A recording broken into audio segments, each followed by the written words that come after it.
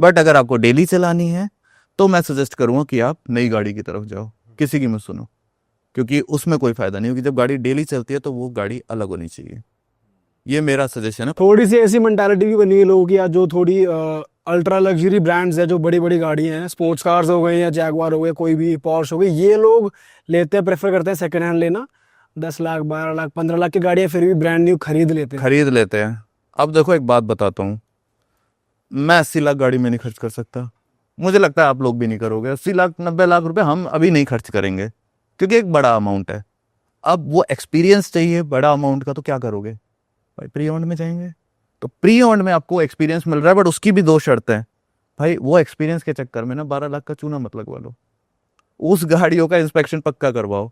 ये एक अच्छी बात है कि यार आपको गाड़ियां मिल रही है, और उसका रीजन भी क्या है, इसका रीजन वो ये जो अभी 10 साल का जो एक रूल आया है, आप लोग सबको पता ही होगा जी। कि डीजल की गाड़ियां जो है, आप लोग भी डीजल ही चलाते हो। हाँ पर 12 लाख का चूना आप कह रहे हो, वो कैसे लग रहा है? चूना ऐसे लग रहा है कि भाई अगर आपने कहता ना आप गाड़ी को नहीं चेक करवाया तो उसमें चूना लगेगा। अब देखो एक नहीं मल्टीपल प्लेटफॉर्म है, नाम ले सकता हूं तो नाम लेने बोल दो, अगर नाम गो मैकेनिक करके है, वो इंस्पेक्शन करते हैं गाड़ी का, 1000 रुपये लेते हैं।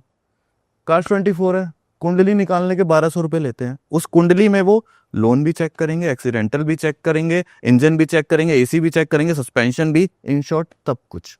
तो जब हम जैसे सपोज आप डीलर हो और मैं कहता हूँ यार मेरे को गाड़ी लेनी है आपसे, पर मुझे चेक करवानी है पहले, तो आप अलाउ कर दोगे मेरे को? डीलर करते हैं, डीलर खुद चेक करवाते हैं। या बुकिंग अमाउंट देना पड़ता है फिर चेक करवाते हैं? देखो बुकिंग अमाउंट का क्या सीन रहता है, बुकिंग अमाउंट कोई बहुत बड़ी रकम नहीं होती, कुछ 20,000 या 50,000 आपसे वो मांगते हैं, वो दे दो, कोई दिक्कत नहीं, वो अटकता नहीं है।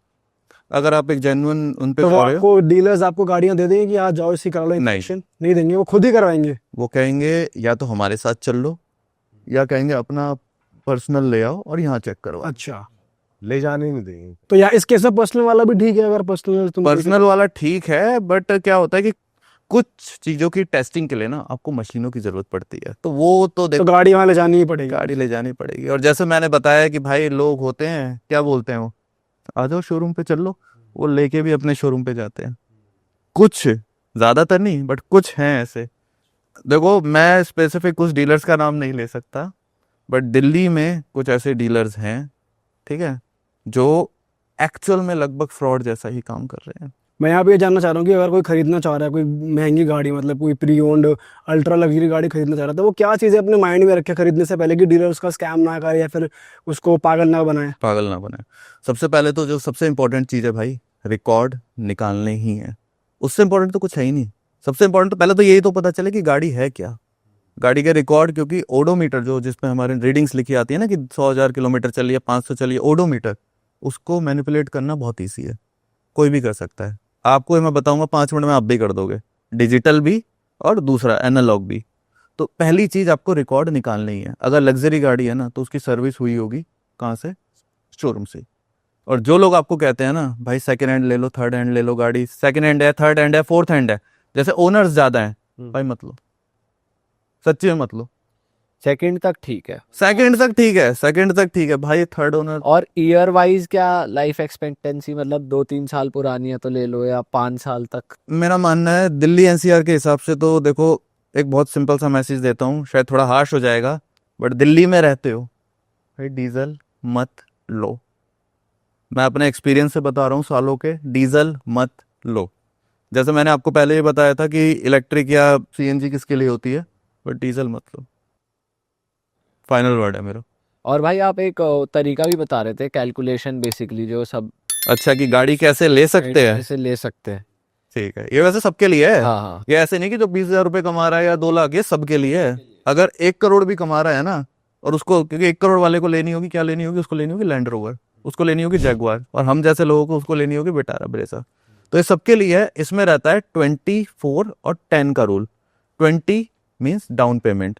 अगर आपकी गाड़ी 20 लाख की है या 50 लाख की गाड़ी मान के चलते हैं, उसका 20% होता है 10 लाख। 10 लाख आपको भाई देने पड़ेंगे। अगर 10 लाख नहीं है ना तो फिर मत लो, गाड़ी मत लो। ये बहुत बेसिक रूल बता रहा हूँ, 24-10 का। 20 लाख उसको दो, 4 साल से ज्यादा की ईएमआई मत बनवाना। अगर बन गई 4 साल से ज्यादा की ईएमआई, भाई अभी कह रहा हूँ, इस पॉडकास्ट को सेव कर लो, अपने व्हाट्सएप में रख लो, फिर पलट के सुन लेना 2 साल बाद, भाई कहोगे नहीं सही कह रहे थे भाई, मत लो। 4 साल से ज़्यादा की EMI मत बनवाओ उसकी। दूसरी चीज़, आपकी जो 10% EMI जो होनी चाहिए आपकी सैलरी का पार्ट होना चाहिए। मतलब अगर आप 1 लाख रुपए कमा रहे हो तो 10 या 11 हज़ार रुपये से ज़्यादा मत दो। तो ये रूल होता है, ये बेसिक इकोनॉमिक्स का रूल है। अगर आप गाड़ी लेने जा रहे हो, घर लेने जा रहे हो, सब में होता है, बट हम गाड़ी में इसको पहले प्रेफरेंस देते हैं। लास्ट रूल जो है, जो 10% है, उसमें थोड़ा फ्लेक्सिबिलिटी हम रख सकते हैं कि वो 10 से 15 या 20 भी कर सकते हैं, बट इनिशियल 2 में थोड़ा नहीं।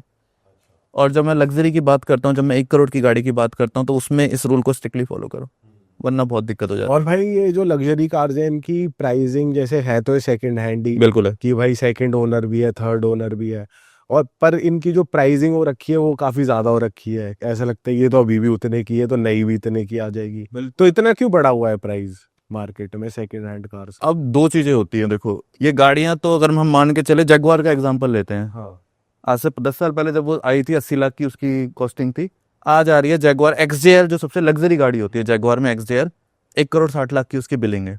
बट आप 1 करोड़ 60 लाख से कंपेयर नहीं करोगे, क्योंकि आप 10 साल पुरानी गाड़ी ले रहे हो 2015 की, तो आप 80 लाख से कंपेयर करो। अब आज 2025 में हम बैठे हैं, 10 साल हो गए, 1 साल का अगर आप 6 लाख भी डिप्रिसिएशन मार के चलोगे तो 60 लाख तो वैसी वैल्यू कम हो गई।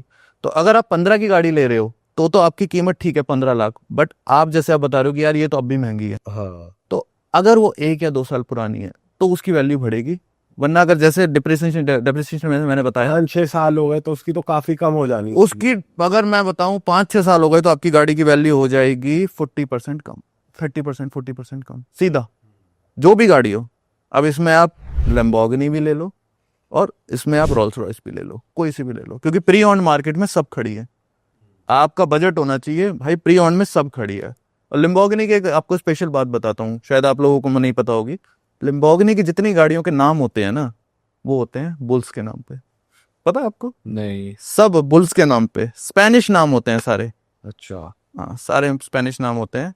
उसका तो लोगो भी बुल वाला बुल वाला ही लोगो है, सारे स्पेनिश नाम होते हैं, उसका भी रीजन है। और ये बुल ऐसे वैसे बुल नहीं है, ये बुल्स जो होते हैं ये लड़ाई लड़ते हैं वहां। हाँ, और सही जो कह रहे हो। अब जैसे मैं गाड़ी का नाम बताने वाला हूँ, लैम्बोर्गिनी की मुर्सिलैगो, ये मुर्सिलैगो जो बुल है ना, इसको 21 तलवारें लगी थी, तब भी इसने सरवाइव करा इन 1984।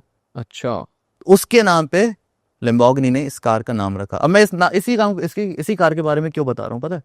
क्योंकि इसकी जो एवरेज है ना, लोग जब लग्जरी की बात करते हैं तो लोग कहते हैं इंडियन मार्केट में क्या होता है, एवरेज बहुत चलती है।